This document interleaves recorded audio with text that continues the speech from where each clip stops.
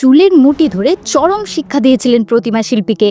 রাতে চক্ষুদান করায় মা নিজে শাস্তি দেন। আজও বিস্ময় ৭০০ বছরের পুরানো বর্ধমানের বড়মা। পশ্চিমবঙ্গের রন্ধে রন্ধে জমে রয়েছে কালীর মাহাত্ম্য। কেবল নৈহাটি নয়, আরও এক বিখ্যাত বড়মার পুজো করা হয় বাংলাতেই। বর্ধমান জেলার অন্তর্গত মানকর। এখানেই রয়েছে প্রায় ৭০০ বছরের প্রাচীন বড়মার অস্তিত্ব। কলকাতার নামের সঙ্গে সরাসরি কালীর প্রসঙ্গ জড়িয়ে থাকলেও কলকাতা ছাড়াও পার্শ্ববর্তী জেলাগুলোতেও রয়েছে অজস্র বিখ্যাত কালী পুজোর ইতিহাস। ভক্ত আর ভক্তির জোর ঠিক কতখানি তা অবশ্য নতুন করে আর বলার অপেক্ষা রাখে না। তত্ত্ব, যুক্তি, ব্যাখ্যা যেখানে হিসাব মেলাতে পারে না, সেখানে সমস্ত না মেলা হিসাব মিলিয়ে দেয় বিশ্বাসের জোর। তাই কথিত সমস্ত তত্ত্বই সত্যের মর্যাদা পায়। এই পুজোর ক্ষেত্রেও তার ব্যতিক্রম হয়নি। শোনা যায় বর্ধমান জেলার মানকরের এই কালী নাকি স্বয়ং রুদ্রমূর্তি। রাতে দেবীর মূর্তি চক্ষুদান করা হয়েছিল বলে শিল্পীর চুলের মুঠি ধরে হ্যাঁচকা টান মেরেছিলেন স্বয়ং মা। সেই থেকেই রাতে মূর্তি তৈরি করা বন্ধ এখানে। সারা বাংলায় এই জায়গাটির নাম বিখ্যাত হয়ে আছে আরও একটি বিশেষ কারণে, তা হলো প্রসিদ্ধ কদমা। শোনা যায় দেবীর নৈবেদ্যও নাকি সম্পন্ন হয় না এই কদমা ছাড়া। মানকর পূর্ব বর্ধমান জেলার একটি বর্ধিষ্ঠ গ্রাম। এই গ্রাম বহু প্রাচীন। পঞ্চপাণ্ডব তাদের অজ্ঞাতবাসের সময় এই মানকর গ্রামে এসেছিলেন। এখানে পঞ্চপাণ্ডব এবং দ্রৌপদীর পৃথক মন্দিরও রয়েছে। এই গ্রামে ছিলেন পরম বৈষ্ণব সমীরণ গোস্বামী। এই বৈষ্ণব পরিবারের পুত্র রামানন্দ গোস্বামী ছিলেন মা কালীর একনিষ্ঠ সাধক। তিনি শ্মশানে তন্ত্র ও সব সাধনা করতেন। বৈষ্ণব পিতা তার পুত্র রামানন্দের এরকম কালী সাধনা কখনোই মেনে নিতে পারেননি। কাব্যতীর্থ পাশ করে রামানন্দ মা কালীর কঠিন তপস্যা শুরু করেন এবং মায়ের দর্শনও লাভ করেন।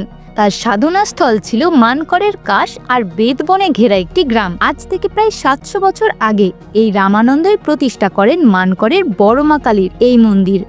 সাধক রামানন্দের মতে তার বড় মা তার ৩ বোনকে নিয়ে এই মানকর গ্রামেই অবস্থান করেন। তার মেজ বোন মানকরের ডাঙ্গাপাড়ার খেপাকালী এবং ছোট বোন মানকরের পালপাড়ার পঞ্চানন কালী নামে পরিচিত। সাধক রামানন্দ পঞ্চমুণ্ডি প্রস্তুত করে মায়ের মন্দির প্রতিষ্ঠা করেন। পরবর্তীকালে মানকরের তৎকালীন জমিদার সদাশিব ভট্টাচার্যের বংশধর বাণীকণ্ঠ ভট্টাচার্য এই বড় মায়ের মন্দির প্রতিষ্ঠার দায়িত্ব নেন। এখানে বড় মায়ের ভোগ প্রস্তুত হয় ৮টি উনানে, মাছ ও ৮ রকম ডাল সহযোগে বিভিন্ন উপকরণ দিয়ে। এখানে নিয়মিত পাঠা বলিও দেয়া হয়।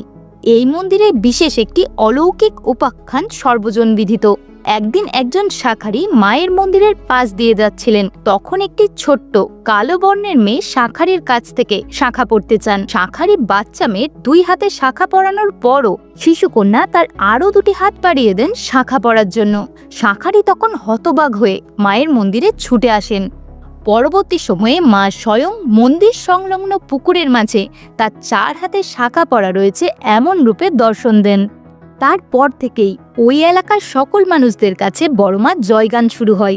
কিন্তু একটা কথা জানেন কি, এই মায়ের মূর্তি নির্মাণ সূর্যাস্তের পর সম্পূর্ণরূপে নিষিদ্ধ।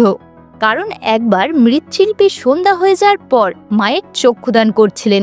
এই সময় মায়ের কাঠামো থেকে একটি অদৃশ্য হাত বেরিয়ে মৃৎশিল্পীর চুলের মুঠি ধরে মৃৎশিল্পীকে বাইরে বের করে নিয়ে যান এবং মন্দিরের পাশে একটি তাল গাছে ছুঁড়ে ফেলে দেন। পরদিন সকালে গ্রামবাসীরা রক্তাক্ত অবস্থায় সেই মৃৎশিল্পীকে উদ্ধার করেন। পরে সেই মৃৎশিল্পী সুস্থ হলে এই ঘটনা তার মুখেই জানা যায় এবং সদ্য নির্মিত প্রতিমার মুখেও রক্তের চিহ্ন দেখা যায়। এরপর থেকেই মানকরে বড় মায়ের বিগ্রহ সূর্যাস্তের পর নির্মাণ করা সম্পূর্ণরূপে বন্ধ করে দেওয়া হয়। বর্তমানে অতীতের রীতি মেনে মুক্তিপদ ভট্টাচার্য ও সুশান্ত ভট্টাচার্য এই পুজোর দায়িত্ব চালাচ্ছেন। তো এই ছিল মানকরের বড় মায়ের সম্পূর্ণ ইতিহাস। আজও প্রতি বছর কালী পুজোর রাতে ভক্তদের ঢল নামে এখানে। দেবী সেজে ওঠেন অনন্য মহিমায়। শুধু ওই একটা দিন নয়, সারা বছরই বিশেষ বিশেষ দিনে এখানে ভিড় দেখা যায়। ইতিহাস আর বর্তমান মিলেমিশে যায় অচিরেই। কেবল প্রাচীনত্বের কাঁধে ভিড় দিয়ে লালিত হতে থাকে ঐতিহ্য এবং পুরাণ। ভক্তের বিশ্বাসেই আরও বিখ্যাত হয়ে ওঠেন বর্ধমানের বড়মা। ভিডিওটা কেমন লাগলো অবশ্যই কমেন্ট করে জানাবেন। আর ভিডিওটা ভালো লাগলে একটা লাইক করে চ্যানেলটা সাবস্ক্রাইব করে নেবেন। দেখা হবে আবার পরবর্তী ভিডিওতে।